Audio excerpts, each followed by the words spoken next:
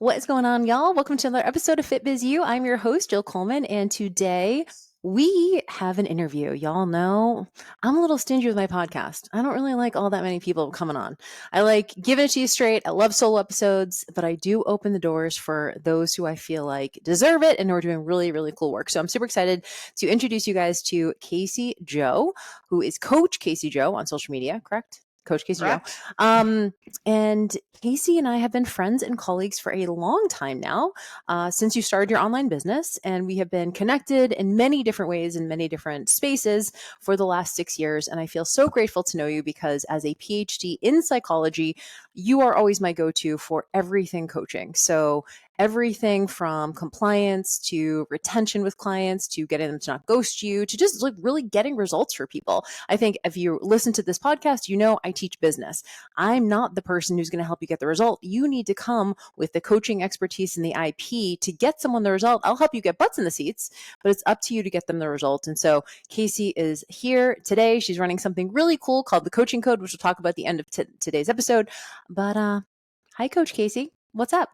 I'm so excited to be here, and I feel so honored and special that I get to be one of your very few guests that you Very bring on the few. pod. Yes, very few. Mostly because I just feel like we want to bring A plus expertise, number one. And number two, I just hate scheduling shit. Like I'm just not good at I'm just like, I don't I'm people are really like, good here "How's that day?" by I'm like, I don't myself want with my anything on my microphone. schedule. Yeah, exactly. Yeah. I'm just gonna record whenever I want. But we have an amazing listenership at FitBizU. We talk a lot of action items here. Everyone implements. We have a good rapport. Like people like take the shit, they implement, they do it. And so I'm super excited to have you here because I think a lot of people listening to the show love the concept of mindset. And Mm. I would love for you to open with how you define that as someone who literally has a PhD in psychology. Y'all, it does not get any more mindset heavy than this. But what's going on with mindset in the space right now? We're talking digital Yeah. business. Tell me, give me the lowdown on mindset work. Do you love this? Do you hate this? What are the nuances? Give it to me. Yeah, absolutely. And yeah, PhD in psychology also from the Mindset Lab. So you actually can get more mindset as long as you got your PhD from the Mindset Lab. So yeah, that's where I did my research. And yeah, man, mindset has gotten so popular. It's everywhere. Like I really don't think, especially in the health and fitness space and especially in the business space, you can't scroll on Instagram for more than a minute before someone's mentioning mindset in some capacity, whether they're literally saying mindset or it's growth mindset, it's fixed mindset, something like that. And I love that it's getting so popular and people are recognizing, especially in the coaching space, how important it is to better understand client psychology and behavior change and the belief systems that your clients have, like over and above what you can deliver them as far as a macros or a training plan or something like that. Because ultimately, and a lot of you listening to this probably feel it, right? It's all going to fall short if that person doesn't actually implement it or they're holding themselves back or they're self sabotaging. They have all or nothing thinking, all of those things. It's so much the foundation. So I love that people are talking about it and I love that it's getting more popular. I mean, when I started my PhD, mindset was not talked about at all. We're talking like 2015 era. So it's really, really skyrocketed. And we see lots of trends to even like Google search trends as well. That people meaning your prospective clients, are Google searching mindset coaching or fitness mindset coach. It's like the trends are crazy, like just skyrocketing of how many more people are looking for this stuff. So it's not just a nice to have as a coach to make your life easier, less frustrating, have clients that stick to the plan, more results, and more results means more money, all of that amazing downstream effect that you get. But also, it's going to become, if not already, a necessity because that's what your people are looking for too. They're looking for more than that. They can go to Chat GPT if they need a meal plan or a macro breakdown, right? They're looking for a real experience and real change. So, on that note, the kind of flip side of this is that there's a lot of coaches out there that just want to slap mindset coach in their Instagram bio and call it a day and then ask you some questions maybe about your mindset, like, oh, what kind of mindset do you have about health and fitness? And that's their mindset coaching. Or it's I'm a cheerleader and I'm like cheering you on and like, no worries, we can just start again next week and we'll figure it out and I'll help you through it.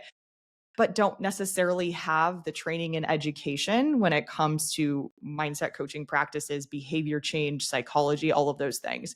And not to say that you need to be a psychologist or have a PhD in psychology whatsoever to be able to leverage some of these things. And that's exactly what I do, right? Is I want to get this stuff in the hands of health and fitness coaches and translate the science to coaching practices, because otherwise it is really hard to get this education and training. And it's not something that you're going to get just from your run of the mill, like exercise or nutrition type of certification. So really, really trying to fill the gap there. And as far as what mindset actually means, to me, and then also in a lot of the research, you'll see mindset is really kind of described as the lens that you take to see the world through. It's how you assign meaning to things, how you make sense of situations. So, sort of like the glasses that you're wearing, right? And we can kind of break that down further then into growth versus fixed mindset, which was originally coined by Carol Dweck. A lot of people know her book. It's literally called Mindset. It's a New York Times bestseller. It's a great book, definitely something I would recommend reading. And when we're talking about growth versus fixed mindset, the kind of main explanation between the two is that it's all about whether or not you think you can change something. It could be a personality trait, it could be your body, it could be your business. Do you actually believe that's something that you can alter, you can develop, you can change, you can grow? So, someone with a growth mindset does believe that they can make those changes, whereas someone with a fixed mindset doesn't. However, the person with the fixed mindset, it's not always like a glaring, obvious thing. It may just be something that's kind of sitting in the back of your head and telling you like, oh, you're not cut out for this. Mhm. Maybe you're not worth it. Maybe you're not worthy. Maybe you're not good enough. A lot of people talk about like victim mentality or imposter syndrome. And I really do believe, my professional opinion, is so much of that really just stems from fixed mindset. And if you have clients who are coming to you and saying, I've just never really been an exerciser, or I can't track macros. That's just nothing. It's not something that I feel like I'm capable of doing with like my busy schedule and everything. And those are fixed mindset statements. So many coaches hear that and just think, okay, well then I got to do something different. I have to do whatever. And like the reality is maybe you need to work on their mindset first. But again, this is stuff that you learn. There are specific strategies and styles of coaching that don't really come naturally. In fact, a lot of this stuff, especially when we're talking about communication with clients, feels a little bit unnatural and feels counterintuitive, but it really is the best thing to do from a behavior change perspective. It's so interesting, and I love that definition of mindset. That's typically how I describe it too. Is like it's your perspective. It's like how you choose to see a scenario. And I love that you broke down fixed and growth mindset because I think if you ask the person, kind of, I loved how you talked about this subconscious too. Because I think if you talk to someone, you're like, "Hey, do you have a growth mindset? Do you believe that success is possible?" They'll be like, "Of course." But then what happens 3, 4, 5 weeks into a new diet, a new training program, right? They self sabotage and they're maybe not recognizing that as a subconscious belief about their ability. And so, what it sounds like you're saying is, as a mindset coach, I know you have a certification called the Health Mindset Coaching Certification, HMCC, and is basically you're helping these coaches to be able to communicate this to their clients, because I do think that there's this idea, and of course I work in business coaching, so a lot of my clients are like, mindset's everything, because they've been on the other side of the transformation themselves, right? So if you ask them before they went through the transformation, they're probably like, I need to lose 20 pounds. But now you ask them afterwards and they're like, well, the weight doesn't even matter. It's just all about your mindset and you got to just feel good in your skin. And it's like, but that's not the way. So it's counterintuitive because you're not going to bring in a client by saying, they're like, I want to lose weight. And you're saying, how about let's talk mindset? They're like, Uh-huh. no, I need to lose weight. Then my mind will be right. Right. So it's like, Right. so it is an interesting thing to talk about. Like, this is the coaching modality. What you're talking about, I always talk about what's going to get the coaching inquiry. It's typically Mhm. not going to be talking about mindset. So let's say you're like, I help you with behavior change. I help my clients with transformation, however you want to say that. Then you get a client and you're like, all right, I'm going to do the mindset stuff. I'm going to give them the macro counts and I'm going to give them the training program, do all that stuff too. But I really want to make sure that their change sticks. What is the first thing that coaches should be thinking about when they have a brand new client to make absolutely sure this client gets a result? Yeah, that's a really good question. So, I, as you know, Jill, was in the health and fitness coaching space as a coach for many, many, many years myself and grew a successful coaching company to 7 figures also. And now I'm just very much full focus on mentoring other coaches. That's where my impact is the greatest, is if I can help one coach who has 50 clients versus I just have clients of my own or coaching staff of my own type of thing. And when I did have that company, the first thing we had them do was watch, it was like a 3 to 5 minute video of me kind of talking about mindset and talking about the impact and kind of connecting the dots for them and helping them better understand sort of how I just explained to you guys listening right now. Would do that for that new client and let them know that as much as they're so excited right now and probably feeling very motivated right now, like things are going to get hard, and that's where their mindset is going to play a really big role. And I would give them some questions to think about. One being, and one honestly, the biggest one, and it's so simple, but it's so important, is, do you actually believe in your ability to make these changes? That things that are ahead of you in this coaching journey, do you believe that that's something you're going to be able to do? And it seems so silly, right? Because it's like, well, they signed up for coaching. Like, of course they believe to some degree, which correct, right? But as we know, again, to your point, 3, 4 weeks, couple months down the line, maybe that's not going to be there anymore. It's sort of like the hope that you get at the beginning of starting something new, but then once you're actually in it, that shifts. And so I'd have that video, and then the coaches on my team would kind of follow up with them, be like, oh, after you watch the welcome video, what do you think? Where are you at? And they would be able to sort of like assess where their mindset is at sort of like a baseline level. And also, to your point, people typically will tell you they have a growth mindset until they're like confronted with specific questions where they really have to think and like what that looks like. And it helps the coach a lot too, because now we can go, okay, if you're not feeling like 100% there, we'll usually do like a scale of 1 to 10 type of thing. Like, how ready are you for this change? How capable do you think you are for this change? And then ask them. And I really love to do it this way. Like, first, yes, tell me why you chose that number. Why did you choose a 7? So they can give a little bit more descriptor behind it, because everyone's 7 is going to be different. But then also, why aren't you an 8? Like, tell me more about that. Like, why are you not further along the line? And then we'll learn a little bit more about, oh, I don't know, I've done all of these other coaching programs or diets in the past, and I'm here, nothing ever works for me type of thing. But then also asking them, why aren't you like a 6 or a 5? And I really like that, Mm. because we're kind of asking them to showcase their strengths, the things that they believe in themselves, why they think they're going to be successful. We really want to pull on that. I call this change talk, when a client says, oh yeah, like I'm doing really well with this, or I've noticed some progress here. A lot of times as coaches, we just want to go, yay, like that's awesome. I'm so glad you noticed that. And like on to the next thing. And that next thing is usually like, okay, but what can we fix? What can we make better? Right. But instead we really want to like augment that change talk, pull it out, ask more questions about it. Tell me more. Tell me how that shows up in your life in other ways, and really, really help them see the strengths that they already have, because they do have them. So I really like starting there, and I love a Love scaling that. question, and that can be applied in a lot of different ways too.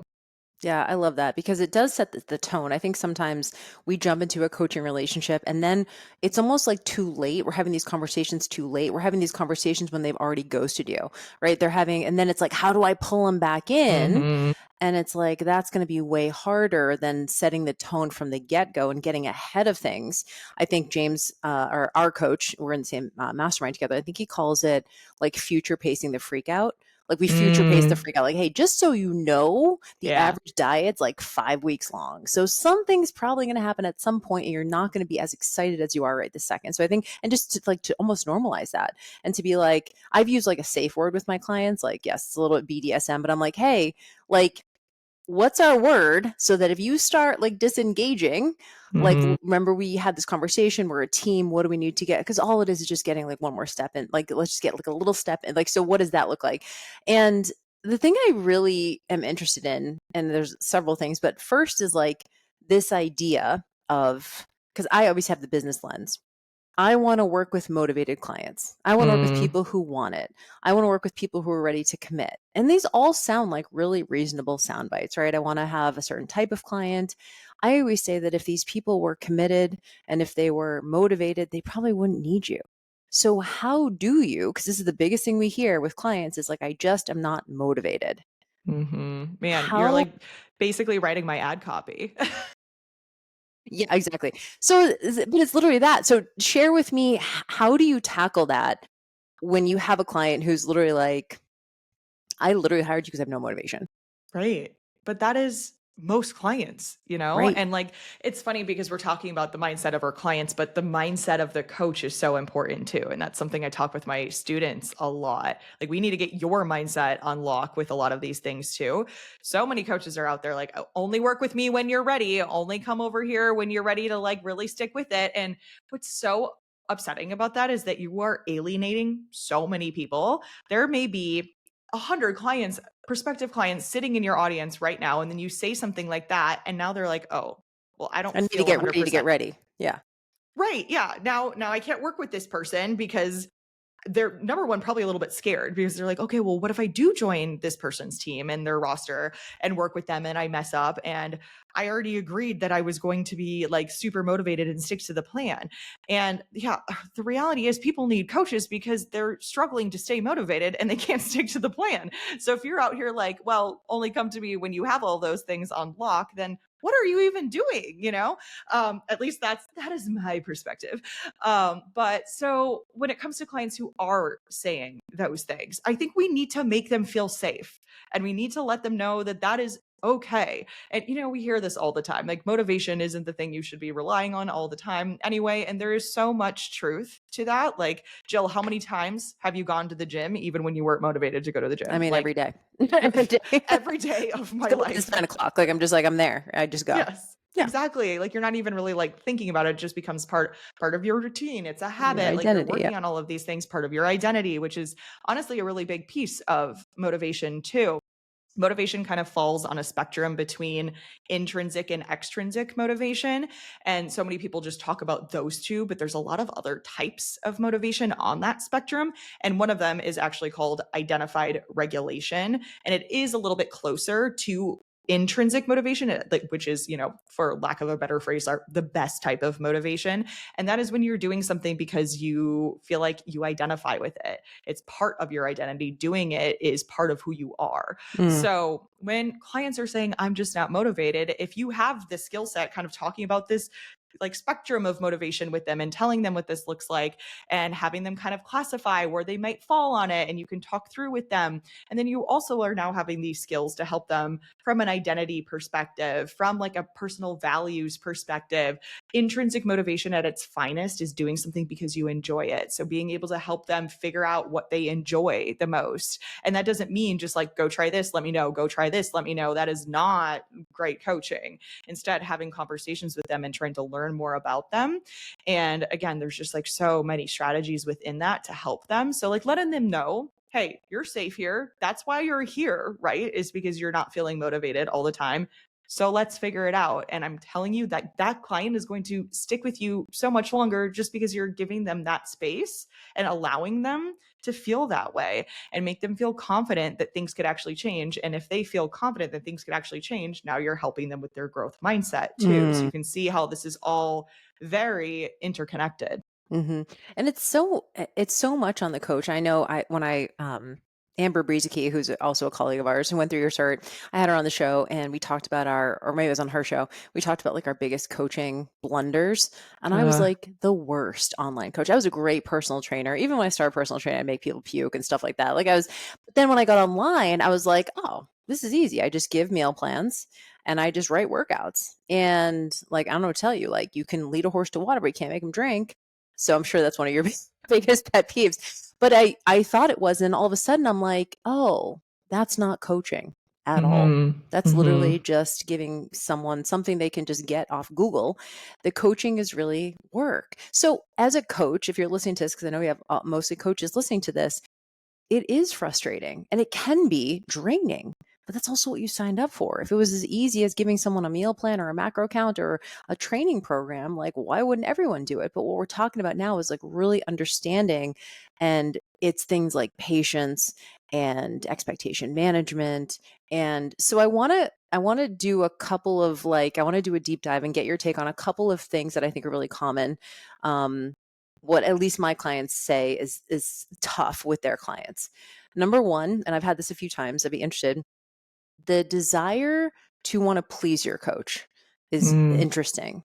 This feeling of like, I want my coach to be proud of me. Now, of course, I think we all want that. Like, no matter who we're coaching, of we're in course. James's and we want James to know we're doing good. Yeah. But like, there's this, so you could almost, in a way, even lie because you want to get the approval of your coach. I saw this quite a bit when I was a competitor, male competition coaches, female competitors. Mm, I saw that dynamic quite a bit where it was almost like I was trying to be the best student. And of uh-huh. course, fitness competitions are crazy because people are perfectionists like crazy, but it's a little bit of a different breed. How do you tackle if you start to notice like my client almost isn't being truthful with me because I can feel they're trying to get my approval? Where did I go wrong here? Mhm. Yeah. Oh, so good. The first thing that immediately comes to my mind is that there's likely in that case a lack of autonomy supported coaching. So that is literally you can like have a excellent drinking game going through HMCC.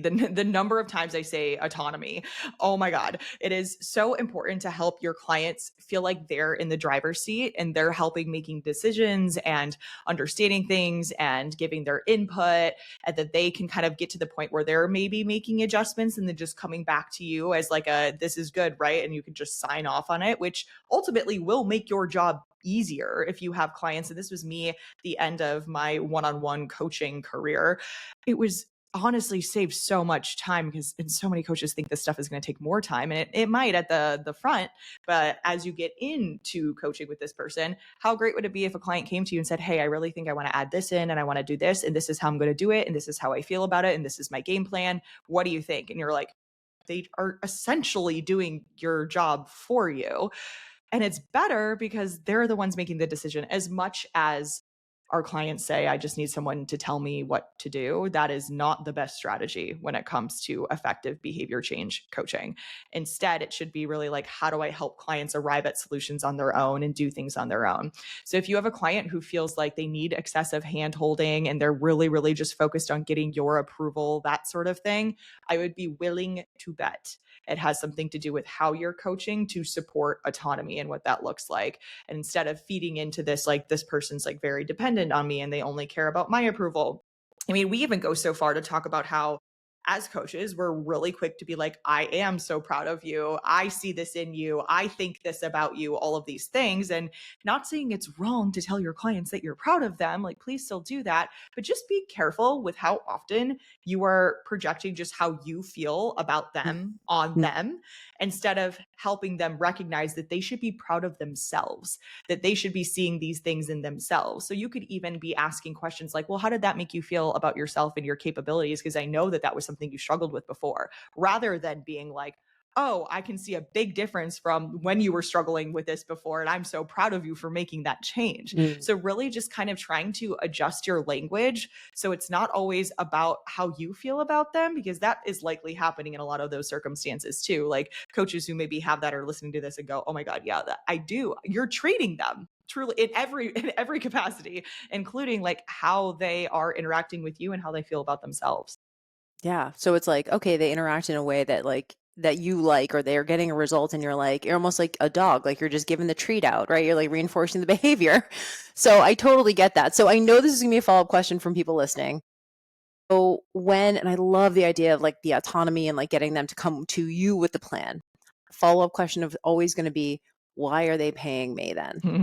Right? Because I have to Right. prove my worth as a coach. So if they're coming to me with all their own ideas and I just check off and I'm like, sounds great, let's do it. I love that. Hmm. Makes Yeah. your job easier as a coach, but then why are they paying you? How do you Yeah. justify them paying you? Yeah, totally. And I will say, like, you probably won't have those clients do that. I mean, we're talking like these clients were working with me for years before that was really a consistent thing, right? So as long as you have them for a couple years, right?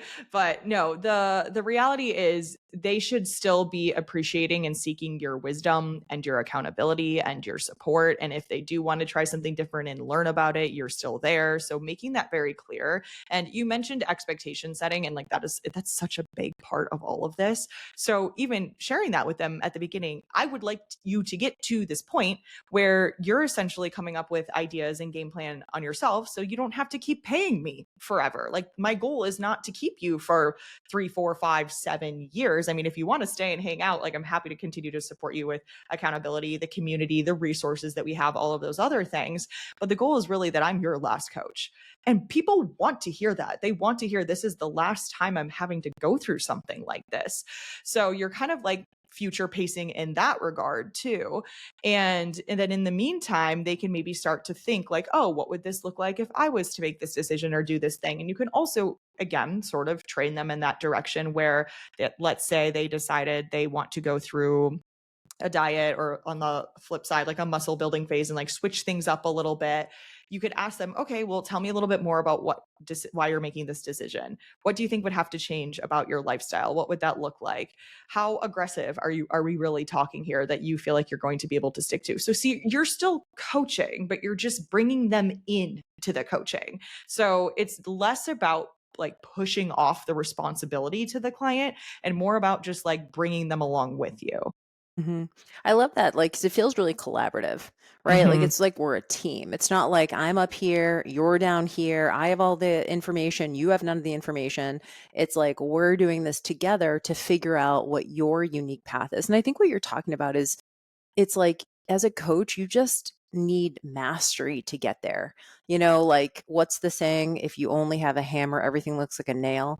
And there are so many coaches because maybe their own experience was macros work for them, or intuitive eating work for them, or this work for them. And so it's like, and it's fine to niche down and say, like, look, this is, I do macro counting, or I do intuitive eating, or I do whatever.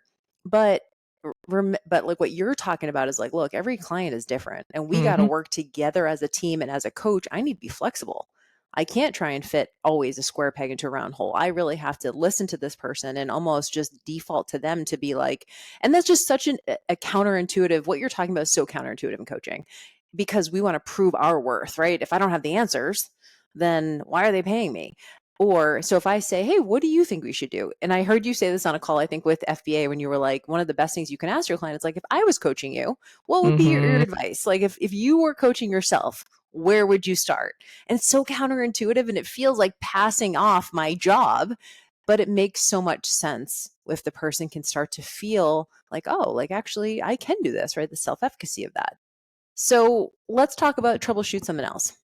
What about when you notice that you think your client is lying to you? This is what, whether they are or not, this is a big complaint of coaches. They go, I think my clients are lying to me, or they're saying they're doing it, but there's no evidence that they're doing it. I feel like they're lying. What are we doing here? Yeah, and that does happen. Obviously, it makes sense, right? Someone is worried that it's going to be taken poorly by the coach, or they don't feel good because they're not living up to the expectation and doing the thing that they said they want to do. If humans love anything, it's they love to be consistent. They like to say what they are going to do and then actually do it, because when we don't, it feels really bad. And that's where we see a lot of like cognitive dissonance coming up, like, oh, the thing that I believe in and the thing that I want to do is not how I'm actually behaving and how I'm actually showing up in the world. And that causes a lot of friction. And so we like to eliminate discomfort always as soon as possible as humans. So the best way to eliminate that discomfort is to, let's just like adjust what those macro numbers are on the spreadsheet. Or sure, I went to the gym 4 times, not 2 times last week. And like now I don't have to worry about feeling uncomfortable about that, right? So, first thing first, as a coach, recognize everything that I just said and understand that like it's kind of like a normal human response. But this is also where we talked about expectations a little bit, but something we did at KJO that like anyone can totally rip off and do this yourself, I would definitely recommend it, is we had an expectation agreement that every new client would go through when they're signing on. So it was actually part of like the intake form. It was like half a page of specific statements of, things are going to get hard. This is what you can expect. This is when I need you to check in with me the most, is like when things aren't going well. Even if you have an off week, I'm looking for honesty still, because otherwise I'm not going to be able to coach you to the best of my ability. You don't have to worry about me reprimanding you. Like those are all of these things. So we had all of these different statements that were kind of within that realm. And we literally would have clients put their initials next to every single line. Like they're truly like agreeing to all of these things. And then when the coach would get on their onboarding call with this new client, they would kind of go over it again. And really, again, we're like kind of just talking about safety and security, which is like such a basic human desire and need to function. So we're trying to build that place of you are safe here. And also, I want to support you and do my best work. And I can't do that if I'm not getting accurate information. And all I want is for you to be successful. So even if your week doesn't look the way that you wanted it to, or you totally blew it, I still need that information because then we can make adjustments or we can learn from that. We can do something different. You're also kind of developing a growth mindset and cultivating that in the client when you're saying, mistakes are good, bring them to me so we can use them. So kind of like starting it off on that foot. So for those of you who are listening, you're like, okay, well, what about all these clients I've been with for 6 months to a year or maybe more, and we're running into this now? There's no reason you can't still have that conversation. On that note, too, I think there are ways to bring up when you might be thinking there's lying involved, they're fudging the data, whatever that looks like, in a way that doesn't make them feel attacked. And you have to be careful, right? Because if someone's doing that, they're doing it because they don't feel good. They have a fixed mindset. There's something else going on. So you do have to tread lightly. But it could be as easy as saying, hey, over the past 2 months or so, we keep making adjustments to your macros and, teach them a little bit. Based on this, you should be at X percentage of a deficit, which means you should be losing weight around here, which is what was happening before. So I'm kind of stuck. And I'm wondering if maybe it's possible you're tracking something incorrectly and it's more calories than you think. And you can kind of give them an out in that way too, right?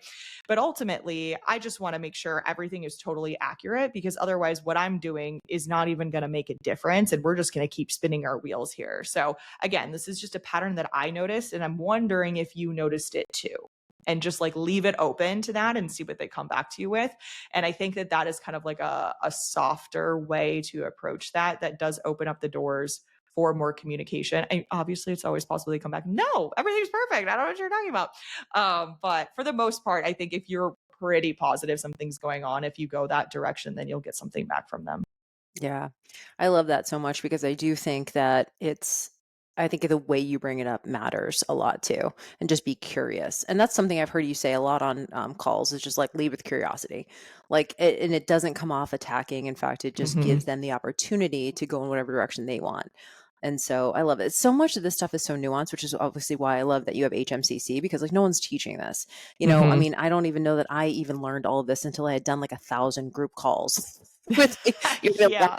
1,000 Zooms to like even get to the point where I could even like have the patience and be able to like listen with empathy. And I still feel like I'm the boss people on the calls, more than I probably should be. So I think all of this is just, and no one gets taught this. You go and get a coaching certification or you go and get a personal training cert and you're not learning this stuff. And then you're with someone for 5, 6 weeks. They've ghosted you. They're lying to you. And then you get frustrated and you probably get mad, not even at them. You just get mad at the situation because you know it's on you.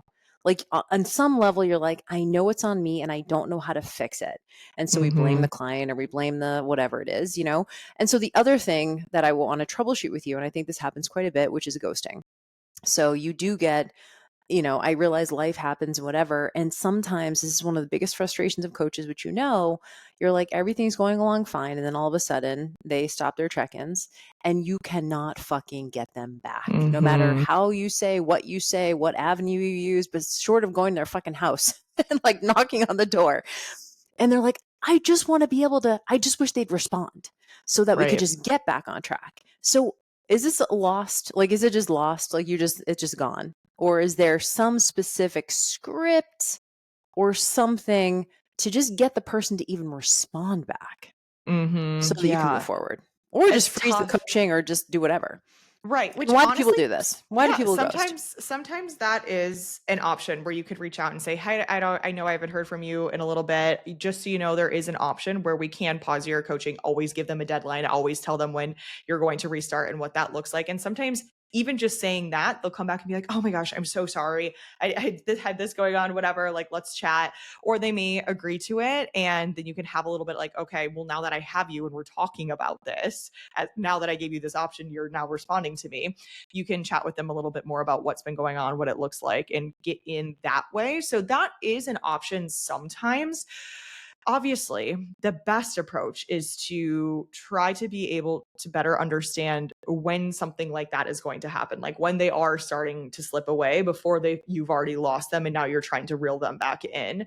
So, and there's usually, I think, again, a lot of people are probably listening to this like, yeah, that person who did ghost me, I could feel it. I could feel it for a little bit before they actually, maybe they're just not giving you as much information as they did before. Or they're like skipping questions, or they were responding later than usual. Don't ignore those things. Like, y'all have some coaching intuition too, and you can feel that when it's happening. So really do try to catch that before it does get too far away from you, because at that point they're still hanging on a little bit, and they may just need to know that we can do things differently, or there's other options. And to remember, a lot of times with these clients, especially if they're struggling with a fixed mindset, they think that there's only one way to do things. Mm, And if it's not working for them this way, then they are a lost cause, and that's how they're feeling. So they almost feel like they're just kind of doing you a favor by backing away. Like, yeah, I'm not yeah. even going to do this because I don't want her to have to deal with me, because she can't help me, because this is how we do things. So So there's like embarrassment, there's shame, there's stuff like that. absolutely. So much of that, which again, from the coach's perspective, like where your mindset is at with that. I know it's hard when you're frustrated and you're like, I just want to help this person. They won't even talk to me and all these things, but you have to like really think, okay, well, where could this be coming from? Something that I actually have talked with my students very recently is a specific strategy for something like this. It's sending an email, sending a text message, voice memo, something like that, wherever you typically are able to reach them, and or that they've read it, they're just not responding, type of thing, to bring up the pattern that you're seeing, and like, hey, I really would love for us to get back on track and help you with XYZ specific goal thing that person is working on. Throw in however you can make that as personalized as possible, and say, based on, my training in behavior change and psychology, what have you, typically clients start to fall off because of these few reasons, and give them some of those hard Mm, hitting things, kind of like what we just talked about. They think that there's no other option. They think that because now that their life is getting busy, that this is what always happens, or whatever you see most often with your clients, and just ask them to respond and say which one they feel like they are. Because now you're saying, like, you're one of these few, and they may come back and be like, yeah, that's exactly what's happening to me. Or it's all of them. They may say, wait a second, no, I'm none of those. I'm this thing, which is fine. It's okay for you to be wrong, because you just are looking for a response, right? So that's been something that's actually been working really well, because it is more specific and kind of ties back in, like, hey, remember, like, I know a thing or two about behavior change, and I can help you with that if that's where you're at. So yeah, I I like love that that one. because it almost like normalizes it, right? When you say Hmm. like, hey, typically when clients do sort of stop engaging with the coaching, it's usually because of one of these things. So it almost just it levels the playing field a little bit. It's not like I'm up here and I'm expecting perfection. I'm like, look, you're kind of disengaging. This is the pattern I've noticed. And that's also really common. And typically when people do that, it's because of one of these reasons. Do any Hmm. of these resonate for you? I Yeah. love that. That's like just a genius, obviously, way to do this. So I want to pivot a little bit into the business side, because I remember when you and I worked together. It's funny, you talked about like graduating a client. So for maybe people who don't know, Kasey and I worked together in a professional capacity for several years. And then finally I was like, you've outgrown me. You need to go and you need to work with James, who's my mentor. And I was like, you need to get this mastermind. I think it would be like it. And it was different because you didn't really know James at the time. And I No. was like, trust me, like he's our guy. Like you need to work with him because you and I had worked together and we're so similar in so many ways. So I said this to you when we worked together professionally, and I was like, you're already good at business because you understand psychology. And so much of marketing and so much of messaging and so much of selling is psychology. So it was almost as if like it wasn't hard for you to write sales scripts, or wasn't hard for you to write sales copy or do sales pages, because you just got it. You understood all of the nuances that go into it. And so it was really easy. But let's talk about selling mindset. This is really important Yeah. because there are plenty of people who start something like FBA and they're like, habit change. Like, and we all know that yes, does transformation come down to changing habits 100%? It is a hard fucking sell. So, how would you recommend, and obviously you have a very successful business selling people on mindset, and you did before you switched just to B2B, how do you get a client to get excited about fucking habit change? You're like, okay, we're going to change one habit every 2 weeks, and then we're going to just focus on drinking water or whatever it is. You know what I mean? It's like, it feels like a hard sell. But at the end of the day, you and I both know that that's probably the thing that's going to get them the results. So, how do you do this? Is it like a cloak and dagger? Or is it like a, we got to sell them what they want, get what they need? Yeah. How did you maybe talk about it so that people realized that they needed it and that your coaching was different? Yeah, you know what's great about where the industry is right now is people are leaning into it more. People being clients are leaning into it more and they are kind of like looking for it more. Years ago, they were like, why would I ever? No, we're talking nutrition and strength training here. We're not talking about what I'm thinking about. Like, what does that have to do with anything? But people are kind of like, I think, especially, therapy is becoming more of like Mm-hmm. a regular thing Yes. and all of this stuff. And like, nobody's like ashamed to say, like, oh, I have to go hop to my therapy appointment. It's like, okay, good job. We love that for you. People like show it off truly. So like that is really good when we're talking about selling mindset coaching in this capacity. It's so funny. Like I will always remember when you said that to me that you're like, well, you've already know this stuff in some way. You know human behavior, you know human decision making, and like what do you think selling and marketing is? And I was like, whoa, that makes so much sense. How did I never put that together before? Like I truly You would will send me your always sales remember page that. and I'm like, it's perfect. Just launch it. Just do it. Right. So funny. But everyone listening, you guys can learn this stuff too. Again, it doesn't take a PhD to better understand human behavior and the buyer decision process, Like that's a lot of what I teach my students in HMCC in the certification. Yes, we're talking about how do we help our clients shift their mindset and all of this stuff, but it applies to so much other stuff too. So learning more about client psychology and human decision making behavior, et cetera, that's how you write a banging sales page, is better understanding those things. And there's so much psychology in advertising and marketing. I mean, that's pretty much all it is, right? So, okay, on that note, when it comes to selling this stuff, and yeah, is it cloak and dagger? What are we working with here? And so we do have the benefit of people kind of leaning into this stuff more, but I do think, of course, like if someone is coming to you with weight loss and they've never once thought about how their mindset might be the issue, the thing that's holding them back, right? If you're just selling that, then they're going to go, okay, this isn't for me, because they just don't have the awareness of the problem yet. So I think when it comes to your content, sales page, stuff like that, really trying to like speak from their perspective, the things that they're struggling with, what they're going through. So many people, right? They're constantly second guessing what they're doing. They've tried a million things and nothing seems to be working. Like that is the majority of the population in the health and fitness space who are struggling. So if you can speak to them from that capacity and say, you feel like you're doing all these things, or you're doing things right, or you're sticking to a plan for a short period of time just to fall off and gain the weight back, well, there might be something going on with your belief systems, and you could list like what those belief systems are, right? Or there might be something going on with how you see yourself or your mindset, and list exactly like what that would sound like and look like from their lens with their frame. You really just want to kind of like get their buy-in with that stuff. And of course, like client testimonials, things like that. Once you have clients who can say, like, this is what we would have at KJO, which was the coaching company that I owned, all of the time on our exit surveys was like, I had no idea how much my mindset was holding me back. And I can confidently say that I believe in myself more and I'm better able to stick to everything in my life. So once you do have a couple of those and you can showcase like, hey, this is how this stuff actually works. Like, why would mindset matter? This is why mindset matters. And look, it was also coupled with, the flashy results, weight loss, inches, blah, blah, blah. And really just continue to try to tie those things together. And of course, you can use yourself as an example too, and how your mindset has shifted over time. That's a conversation I have with my students a lot when they think about their own health and fitness journeys and the difference in their mindset over that time. So if you can also think about yourself going through all of that and what made those significant changes and speak from that perspective as well, that can be a really good selling point too.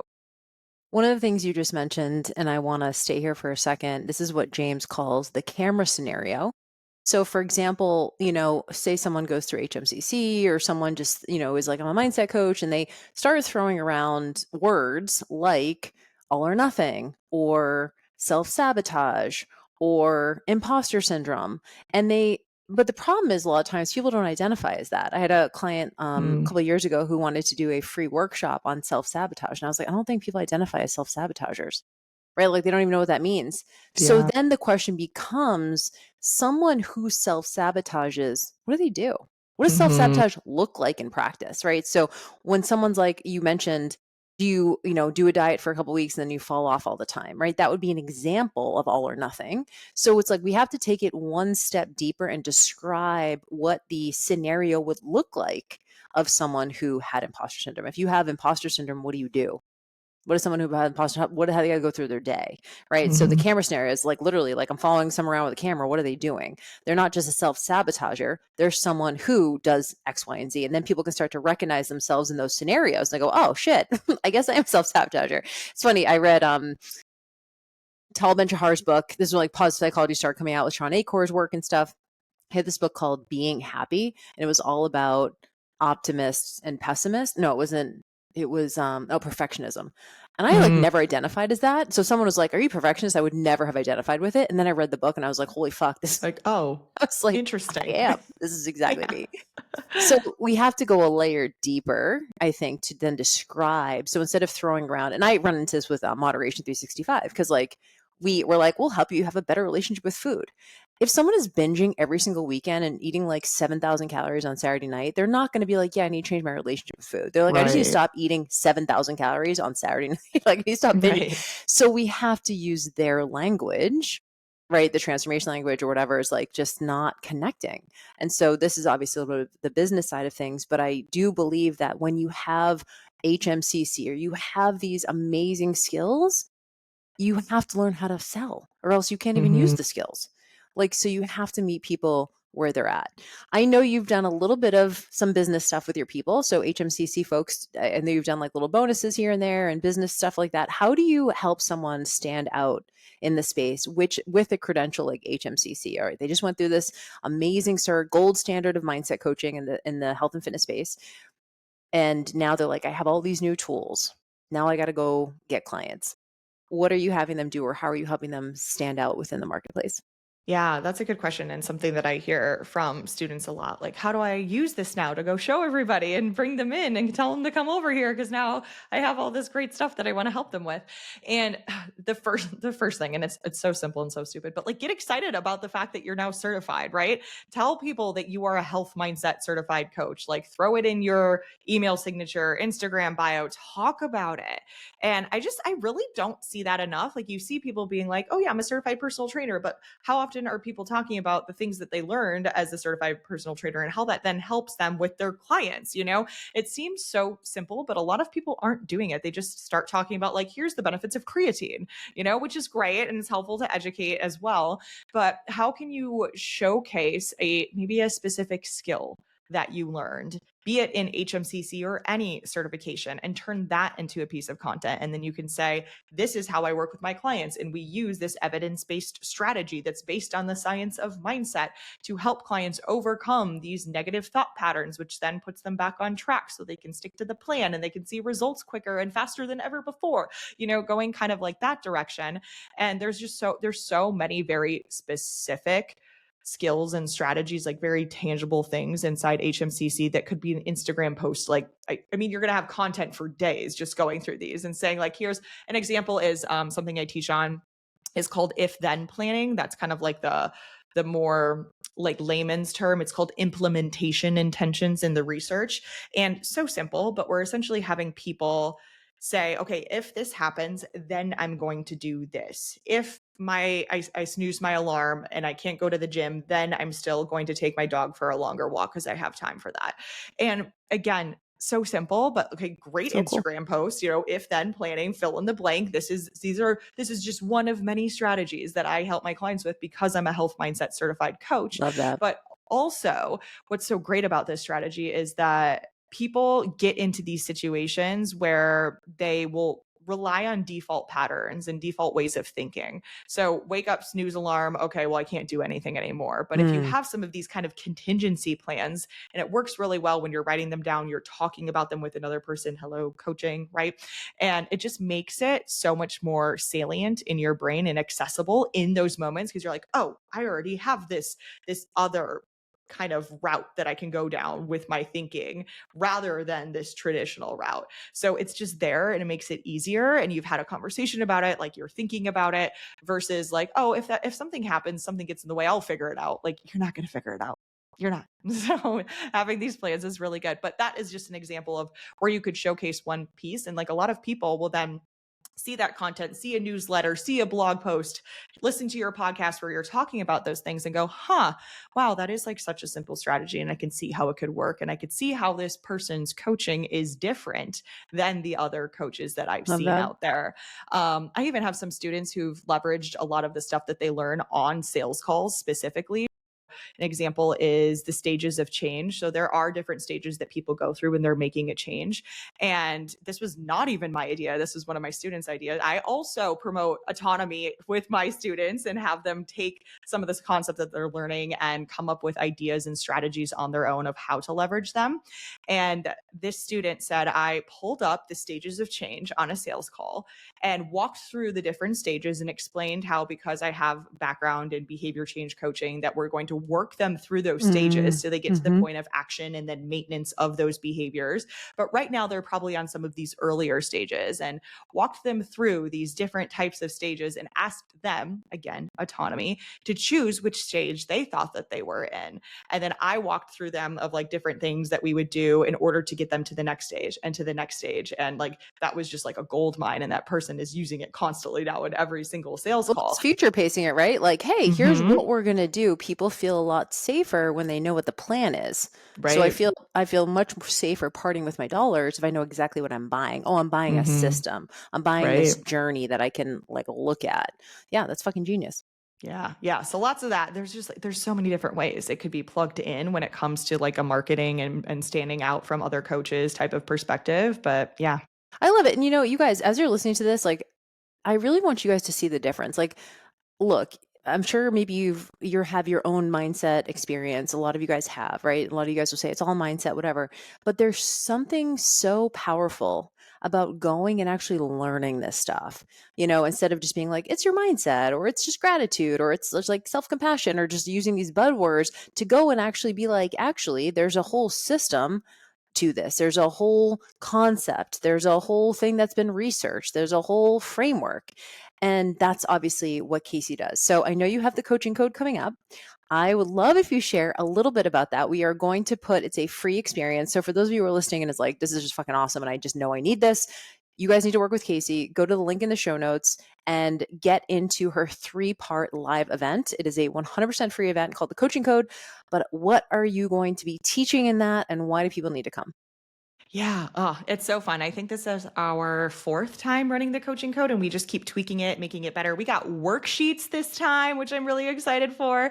And it is a 3-part series. So our first part is kind of just laying down the foundations rather for what you really need to know when it comes to behavior change and talking about all of these clients that are holding themselves back and what that looks like. And I love this first training so much because we have, hundreds of coaches on this call. Everyone's chatting with each other and it makes you feel really good because you're like, wow, I'm not the only one having this experience. This is something that a lot of coaches are struggling with. And we kind of start to talk about why that's happening and what's going on with your clients, talking more about growth versus fixed mindset, how that shows up, what that sounds like, looks like, so you can start to figure out where your clients fall and sort of like the mindset spectrum. Because at the end of the day, you can't help shift anyone's mindset if you don't know at a baseline where they are, right? So I give you some very tangible takeaways for that and how to really start to diagnose, if you will, where your client's mindset is at.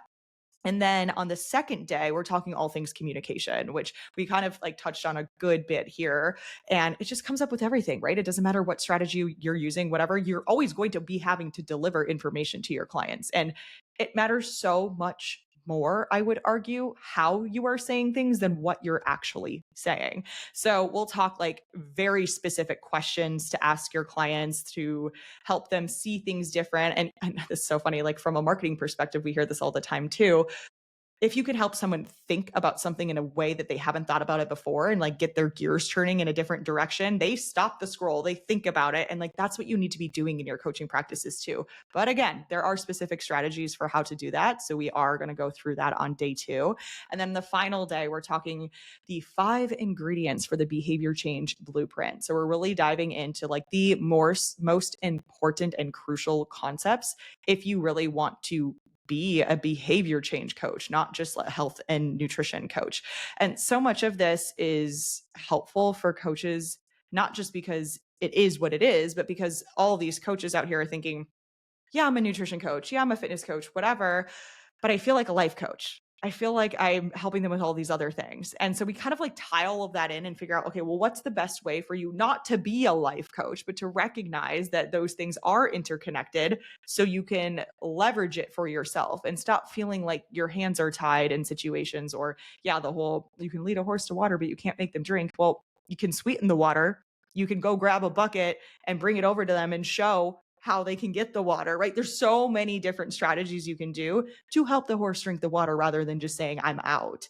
And that is what so many coaches are doing. But again, to no fault of their own because they don't have the 5 necessary ingredients for effective behavior change coaching. So that's what we go over in the final training. And yeah, kind of gives you a good summary.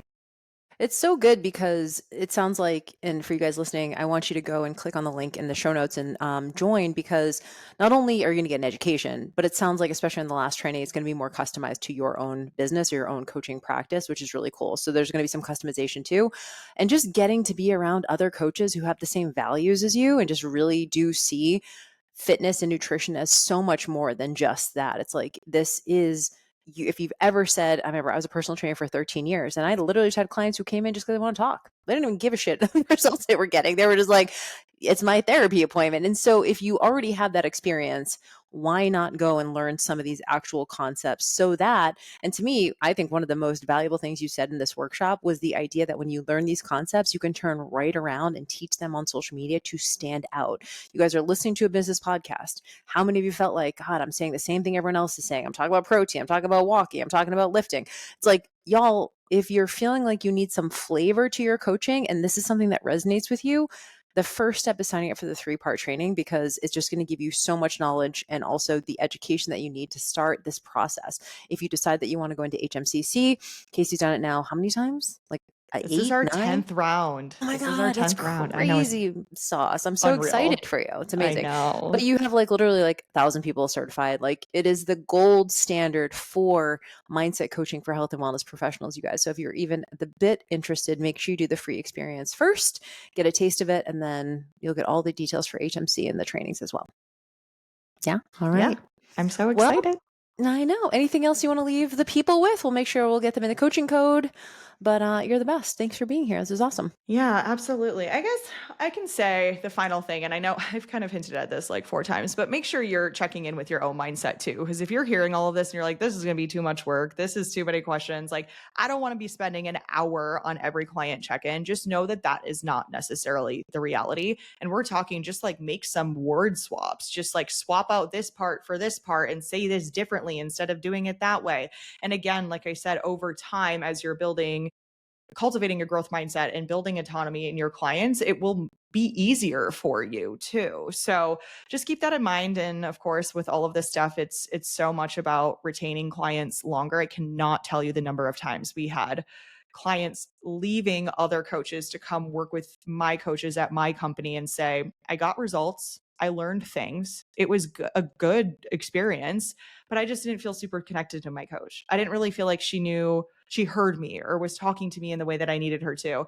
They would also like justify like, oh, but I don't need my coach to be my best friend. But it's like, no, no, no, no, no. Like these are things that you need. And this is what you can do with effective communication strategies and things like that to cultivate that connection and really allow your clients to hear you and feel like, I mean, how many times in my life I've heard feels like you're in my brain, right? Like that's what we want to be doing with our people, and that's exactly what you're going to learn. Yeah, I love that. And I also, from a business lens, It does set you apart because not everyone wants to do it. So if you're like, wow, I got to ask these questions and I got to I got to have a little more patience than the next coach and I got to really work to undercover yes. But I'm like, that's why you're going to be one in 1,000 coaches because you're willing to go the extra length to figure this Mhm. stuff out. And that's why, number one, you're going to get the best clients. You're going to keep clients for much longer. Your clients are going to get incredible results. You can then turn around and put them right back into your business as testimonials. So there are a lot of downstream positives from just this education alone. So I know you guys are already bought in. Link in the show notes. Go and join. Coaching code starts March 13th, which is next week. If you guys are listening to this on the day it drops, it is March 5th. So make sure you guys are signed up for that. And you'll get all the details once you enroll. So can't wait. Well, you were the best. Thanks for this. I feel like this conversation should have happened when I started this podcast. You should be one of the first, but we just didn't make it happen. But we're doing it now. And I'm so grateful for you. And it's been so fun to be on this journey and just see how much you've grown and how many lives you've impacted with this education. And it's all thanks to you from the beginning. Jill was my first ever business coach, which is what makes this even more fun too. We've just been watching each other do all of the things over the years. So thank you so much for having me. I remember our very first talk, and you were like, we started coaching, and you're like, I'm thinking maybe I'll probably do a certification at some point. And I was like, we're doing it now. We're doing it this No, season. tomorrow. I was like, we're doing it. And I love Yep. it. And this is the work you're meant to be doing, and you're so good at it. So Yes, that I truly believe. Yes, I love it. absolutely. Awesome. Well, thank you guys. If you guys are not following Kasey Jo, make sure you are following Coach Kasey Jo with a K on social media. And if you guys need anything, you know where to find me. But thank you for being here. Thanks for listening, guys. And we'll see you on the next episode. Bye, y'all. Bye.